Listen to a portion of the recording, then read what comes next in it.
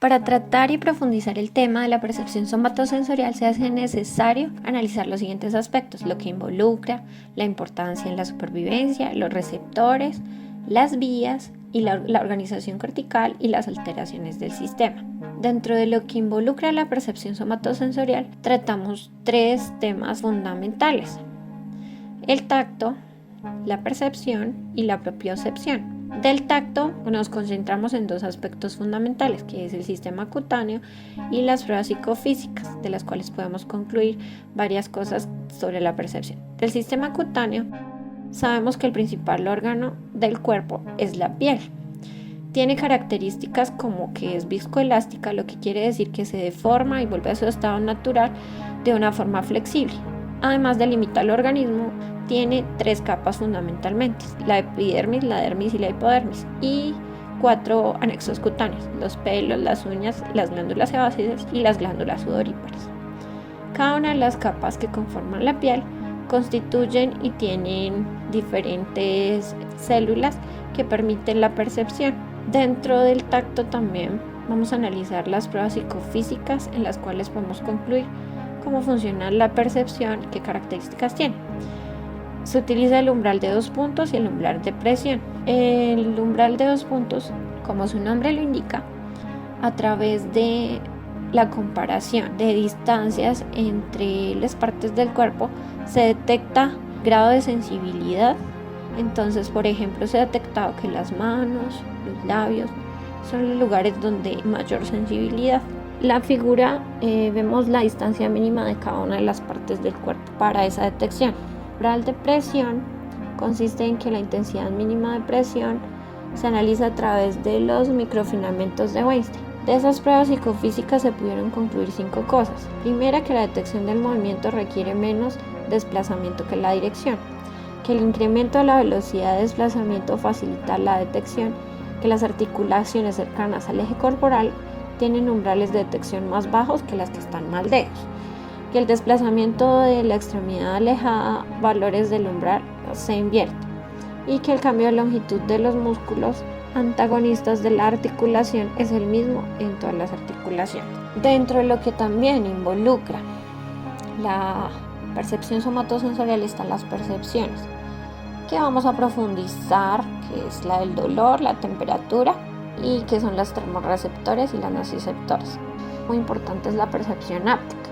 La percepción áptica es aquella percepción que se hace consciente de la palpación y que a través del movimiento permite un reconocimiento de patrones tridimensionales guiados por el acto motor y la exploración de objetos, tanto en su forma como en su tamaño como en su peso. Las creadoras de este tipo de procedimiento de exploración fue Susan Lederman y Roberta Klansky. Movimientos genera conclusiones y características de objetos. A partir de eso se puede decir qué es el objeto y sacar conclusiones y generar reconocimientos. El Tacto Dynamics se basa en la línea de investigación de Turney y tiene 2 propiedades fundamentales: las invariantes y las relacionales. Dentro de las relacionales encontramos factores como el peso, la longitud, la anchura, el volumen, la forma y la orientación. Otro aspecto que involucra la percepción somatosensorial es la propiocepción, lo que tiene que ver con el desarrollo interno de nuestro organismo y que nos permite responder adecuadamente a los estímulos. Están inmersos los músculos, las vísceras y las articulaciones. La importancia de la percepción somatosensorial tiene que ver con la supervivencia de nuestro organismo, ya que evita estímulos nocivos, avisa de posibles daños, informa de la posición del cuerpo y permite la exploración del entorno. Claro que se complementa junto con la percepción visual y auditiva. Los receptores somatosensoriales se clasifican de 4 maneras diferentes, o encontramos 4 tipos diferentes: los mecanorreceptores, los nociceptores, los termorreceptores y los propioceptores. Mecanorreceptores manejan las deformaciones mecánicas de la piel, como son la flexión, la presión, el estiramiento y la emisión temporal. Tienen canales iónicos, son sensibles a generar potenciales de acción. Dentro de los tipos de mecanorreceptores encontramos los corpúsculos de Meiser y los corpúsculos de Pacini. Los dos tienen una respuesta cuando se produce un estímulo y se hace de manera rápida, informan cambios de estimulación y tienen alta sensibilidad. Y frente a las terminaciones de Ruffini y los discos de Merkel, que la respuesta es continua al estímulo, es decir, se adaptan lento y permiten obtener información del objeto estimulante. Los corpúsculos de Meiser se localizan en la piel, responden a la exploración táctil, a la presión y son netamente de carácter dinámico. Los corpúsculos de Pacini se ubican en el tejido subcutáneo, en la membrana interósea, en los tendones y en las vísceras. Responden a vibración y a presión, y su carácter también es dinámico. Las terminaciones de Ruffini se localizan en los tendones, ligamentos y responden a estiramiento de piel y tejidos. Los discos de Merkel están localizados en toda la piel alrededor de los folículos filosos. Responden al contacto táctil y la presión ligera. Son de carácter estático. Los nociceptores. Recordemos que la nocicepción hace referencia a la percepción del dolor. Los nociceptores se localizan en todo el cuerpo, menos en el cerebro y debajo de la epidermis. Los nociceptores actúan como respuesta mecánica cuando son de presión excesiva, térmica cuando son estímulos térmicos pero excesivos, químicos cuando son estímulos químicos con daño a tejido o cuando se produce un dolor o daño en un tejido. Pueden ser polimodales, es decir, que combinan mecánico y químico o térmico y mecánico. Las características principales de los nociceptores encontramos que es un mecanismo fisiológico como respuesta al dolor. Cuando se produce un daño tisular, se liberan diferentes sustancias, entre ellas encontramos la sustancia P, la histamina, la serotonina, la bladicina, las prostaglandinas y la K. Los nociceptores se encargan de ser un mecanismo de alarma del cuerpo y a través de las terminaciones nerviosas libres y los cuerpos en los ganglios de la raíz dorsal viaja la información. Las fibras asociadas a este sistema son las delta y la C. Las dos formas de regular el dolor es aferente y descendente. Otro de los receptores somatosensoriales son los termorreceptores. Como su nombre lo indica, se encargan de percibir la temperatura. Tienen las siguientes características: terminaciones libres nerviosas, se adaptan frente a un estímulo de larga duración, responden frente al intercambio de calor entre el cuerpo y el exterior. Para que exista una percepción de calor es mayor a los 30 grados, máximo hasta los 45, y una percepción de frío es desde los 10 grados hasta los 35 grados. A través de la piel se detectan los cambios súbitos en la temperatura. Las neuronas llevan la información a través del hipotálamo y la médula espinal y regulan la temperatura. Se ubican cerca de la epidermis, del hipotálamo y de la médula espinal. La proyección es a través de las fibras tipo A o delta, quienes informan del calor, y las tipo C comunican o informan tanto frío como calor. Los receptores o propioceptores responden al medio interno, al movimiento y a las diferentes partes del cuerpo. También se presentan como mecanorreceptores en los tendones, músculos, ligamentos y articulaciones.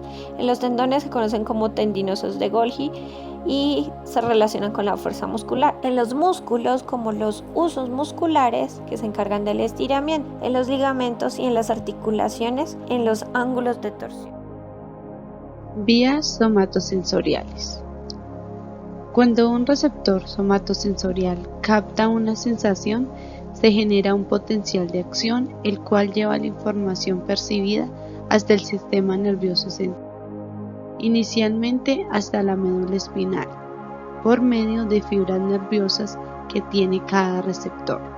De esta manera existen 4 clases de fibras que se diferencian por su grosor: A alfa, A beta y A sigma, las cuales se caracterizan por ser fibras gruesas que llevan la información con mayor velocidad, y finalmente las fibras tipo C, las cuales son más delgadas y por lo tanto su velocidad de conducción de la información es lenta. Luego de llevar la información a la médula espinal, tenemos 2 vías por las cuales la información continúa transmitiéndose hasta la corteza somatosensorial primaria, donde ésta, junto con otras estructuras, analizan la información sensorial y devuelven la respuesta para la actuación según el estímulo percibido. La primera es la vía denominada la vía posterior lemniscomedial, donde las fibras que llegan a esta provienen de los receptores del tacto y de la propiocepción, formadas por fibras tipo A, las cuales son gruesas y mielinizadas. Cuando la información llega a la médula espinal, continúa de forma ascendente hasta el tronco del encéfalo. Es importante destacar que cuando la información proviene de receptores de miembros inferiores, es decir, de la cintura para abajo, como los pies, las piernas, etc., los axones de estos receptores ocupan la parte medial de la médula espinal, parte que se denomina tracto grácil, mientras que si la información llega de los receptores de la cintura para arriba hasta el cuello, llegan a la parte lateral o tracto cuneiforme, haciendo la primera sinapsis. En estos núcleos se produce un cambio de la información a otras neuronas que se decusan al lado contrario y llevan la información hasta el núcleo ventral posterolateral del tálamo.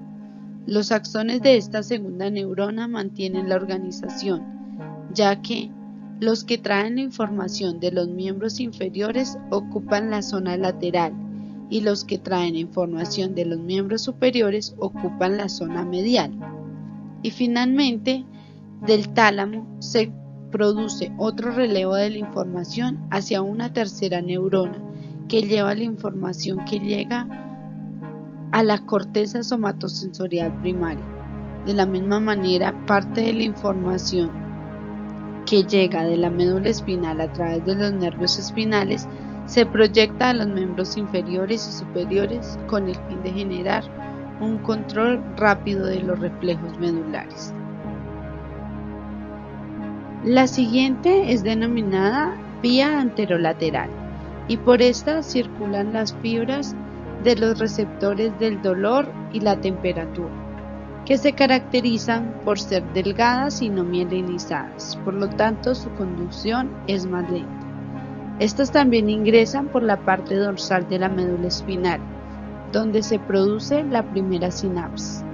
Luego, la información asciende por la región más central de la médula espinal, donde las fibras de los receptores decusan la información a la parte contraria de la médula, haciendo la segunda sinapsis y transmitiendo la información a la segunda neurona, la cual lleva la información hasta el núcleo ventral posterior del tálamo, donde ocurre la tercera sinapsis. Y la tercera neurona, la cual proyecta la información hasta la corteza somatosensorial primaria. La información sensorial que es percibida por los receptores de la cara llegan al cerebro por otras partes, ya que estos receptores no alcanzan la médula espinal y por lo tanto estos envían sus axones a través del nervio trigémino, donde realizan la primera sinapsis hasta el tronco del encéfalo, específicamente en el núcleo ventral posteromedial del tálamo, para hacer el relevo de la información a las neuronas que llevan la información a la corteza somatosensorial primaria. Alteraciones del sistema sensorial. Estas alteraciones consisten en que la persona no puede procesar adecuadamente la información sensorial y por lo tanto no puede generar respuesta oportuna a las demandas ambientales sensoriales, como el reconocimiento de objetos en forma, posición y estado. De esta manera se pueden presentar daños a nivel periférico, como son las neuropatías, las cuales son una consecuencia del daño de los nervios fuera del cerebro, y la médula espinal. Puede causar debilidad, entumecimiento y dolor, generalmente en las manos y en los pies. Otra afectación es el túnel carpiano, el cual consiste en una presión excesiva en el nervio mediano. Este es el nervio de la muñeca que permite la sensibilidad y el movimiento a las partes de la mano. El túnel del carpiano puede provocar entumecimiento, hormigueo o debilidad. Otra alteración es el miembro fantasma.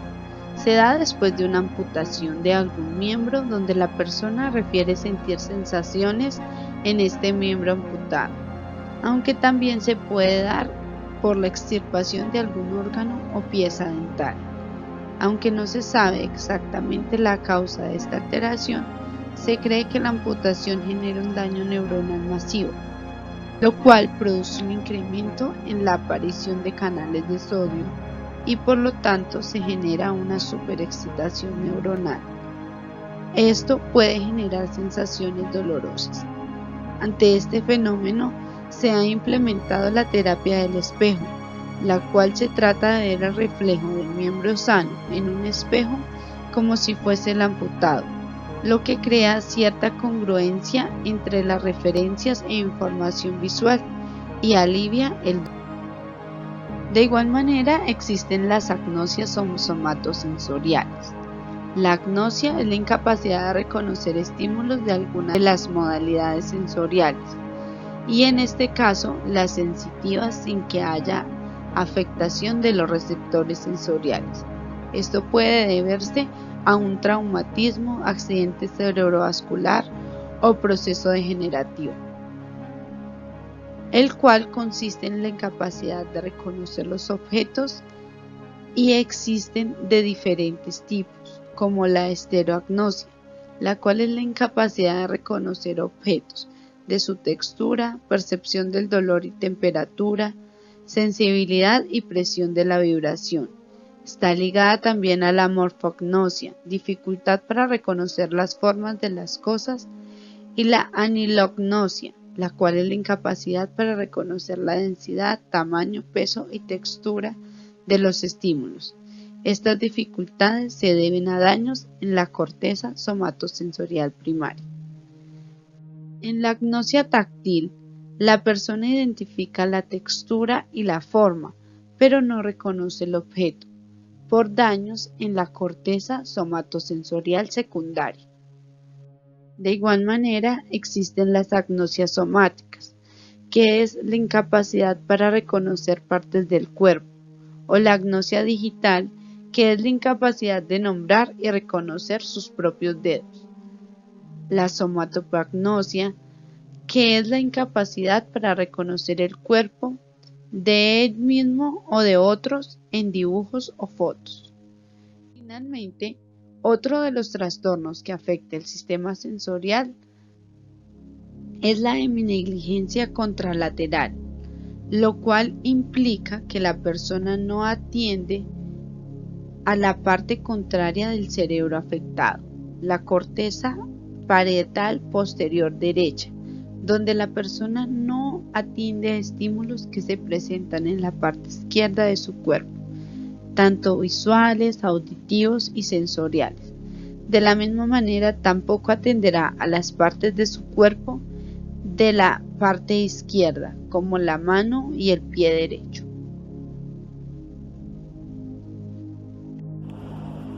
El cerebro humano es el centro del sistema nervioso. Es un órgano muy complejo. Realiza complejas e importantes funciones. Además, tiene la misma estructura general que el cerebro de otros animales. A continuación les explicaré. En la parte superior del cerebro se encuentra la cisura interhemisférica, que se encarga de dividir en dos regiones al cerebro, un hemisferio derecho y un hemisferio izquierdo. En segundo lugar tenemos el lóbulo frontal, el cual tiene su corteza delante del surco central y por encima de la cisura lateral. En este se encuentran las áreas del pensamiento, la planificación, la ejecución motora y las funciones ejecutiva y central. En la parte inferior izquierda se muestra una ilustración en 2D del cerebro. La región amarilla corresponde al lóbulo frontal. El lóbulo temporal está situado en la parte inferior del hemisferio cerebral y corresponde aproximadamente al 24% de la corteza cerebral. Sus funciones están relacionadas con el lenguaje y la percepción auditiva implicada en la memoria a largo plazo y las emociones. En la figura en 2D, esta región es de color magenta. El surco central, también conocido como surco de Rolando, divide al lóbulo frontal del parietal y a su vez al giro precentral, que se encarga de la parte motora del surco poscentral, encargado de la parte sensitiva. En la imagen 2D, el surco central corresponde a la línea que separa el lóbulo frontal de color amarillo del lóbulo parietal de color verde. El lóbulo occipital está ubicado en la parte posterior del cerebro y corresponde a una pequeña zona que se encarga de la percepción visual y el procesamiento. En la imagen 2D corresponde a la zona azul. El lóbulo parietal está ubicado detrás del surco central y debajo del hueso parietal. Tiene como función la integración sensorial, que se encarga de la percepción somatosensorial y de la integración de información visual. En la figura 2D corresponde a la zona de color verde, que profundizaremos más adelante. La cisura lateral, también conocida como cisura de Silvio, es una cisura transversal que divide el lóbulo temporal del frontal y parietal. Por este surco pasa la arteria cerebral media. En la imagen corresponde a la línea que se resalta. El lóbulo parietal. Esta parte del cerebro es una zona de la corteza cerebral. Queda ubicada por detrás del lóbulo frontal. Ambos lóbulos quedan separados por el llamado surco central. El lóbulo parietal trabaja conjuntamente con ese y el resto de lóbulos del cerebro, ya que incluye una gran área de asociación. Una de sus características principales es que integra datos provenientes de distintas fuentes, como sensorial, visual y auditiva. Los recuerdos están integrados en todas las informaciones sensoriales que nos llegan del mundo exterior. También los sentimientos y emociones vinculadas a la memoria. El hipocampo genera nuevos recuerdos temporales que, al ser repetitivos o significativos, son fijados en el lóbulo parietal, haciendo los recuerdos a largo plazo. La circunvolución poscentral es un destacado giro en el lateral del lóbulo parietal del cerebro humano. Es la ubicación de la corteza somatosensorial primaria, la principal zona receptiva sensorial para el sentido del tacto. Ahora procederemos a hacer la descripción de las áreas de Brodmann correspondientes al lóbulo parietal. Tenemos en primer lugar al área de Brodmann 3, 2 y 1, también llamada área somatosensorial primaria, cuyas funciones son las siguientes. Principalmente contiene el homúnculo somatosensorial. Este es una representación del cuerpo en función de la densidad de receptores. Las zonas más grandes son aquellas que tienen más receptores y que por lo tanto son las más sensibles. Además, es el área donde se concentran todas las sensibilidades somáticas: tacto, vibración, temperatura, dolor, propiocepción de los dedos y el movimiento voluntario de estos. Dentro de esta organización somatosensorial se encuentran los receptores de la piel. Estos son dolor, terminaciones libres, presión, corpúsculos de Pacini, calor, corpúsculos de Ruffini, frío, corpúsculos de Krauss, tacto, corpúsculos de Meissner, los cuales a nivel cortical realizan su proceso de recepción de la información por la corteza somatosensorial a través de las áreas de procesamiento. Área somatosensorial primaria. Son las regiones en las cuales se proyectan los impulsos relacionados con percepciones sensoriales específicas que provienen de todo el organismo para ser integradas, analizadas o procesadas para dar una respuesta específica de acuerdo al estímulo. Se divide en 4 zonas diferenciadas que se encuentran en las áreas de Brodmann 3A, 3B, 1 y 2, que se explicarán a continuación. El área 3A recibe información propioceptiva procedente de músculos y articulaciones. El área 3B es la que proyecta la información cutánea y nociceptiva.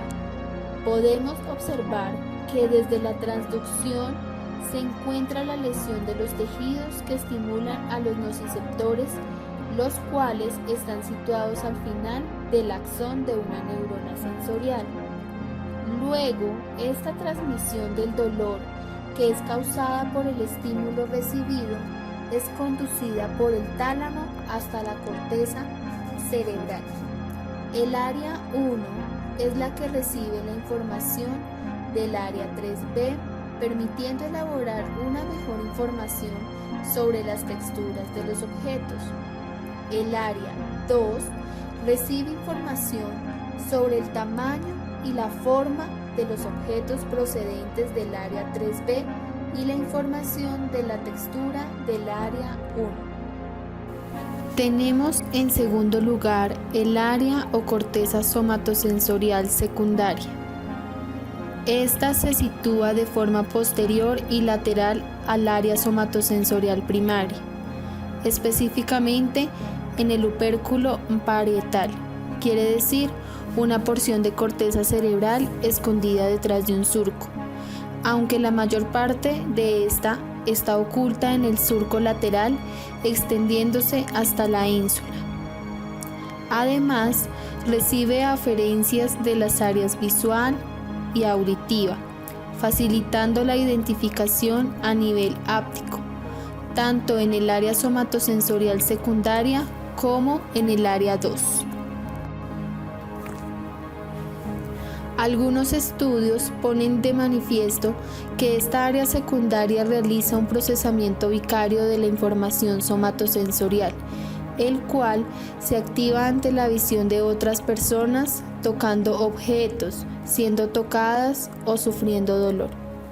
Aunque este proceso no se realiza de forma completa hasta que el área somatosensorial secundaria envía sus proyecciones hacia la corteza de asociación parietal superior, áreas 5 y 7 de Brodmann. Además, posee un papel fundamental en la integración de las modalidades sensoriales y en la representación del espacio y el cuerpo. También para el control del movimiento guiado sensorialmente, tanto de forma táctil como visual. Por ejemplo, en el proyecto Estrategias entre Pares, implementado en los jardines infantiles de la Secretaría Distrital de Integración Social en Bogotá, Colombia, nos presenta la siguiente experiencia. Mi nombre es Marisela Salazar Galeano, soy licenciada en Educación Especial de la Universidad Pedagógica Nacional. Actualmente me encuentro laborando con la Secretaría Distrital de Integración Social, con jardines infantiles en la localidad de San Cristóbal. Trabajamos sobre algo muy importante, sobre una base muy importante, que es la integración sensorial, que digamos que en primera infancia es necesaria porque es la que permite que los niños y las niñas puedan reconocer, puedan identificar, puedan procesar y organizar, todas esas sensaciones, toda esa información que proviene del medio ambiente y proviene del propio cuerpo. Concretamente, el área 5 de color verde integra la información somatosensorial con la información propioceptiva. Esta es la capacidad que tiene nuestro cerebro de saber la posición exacta de todas las partes de nuestro cuerpo en cada momento. El área 7, que se muestra de color magenta, integra la información somatosensorial con la información visual.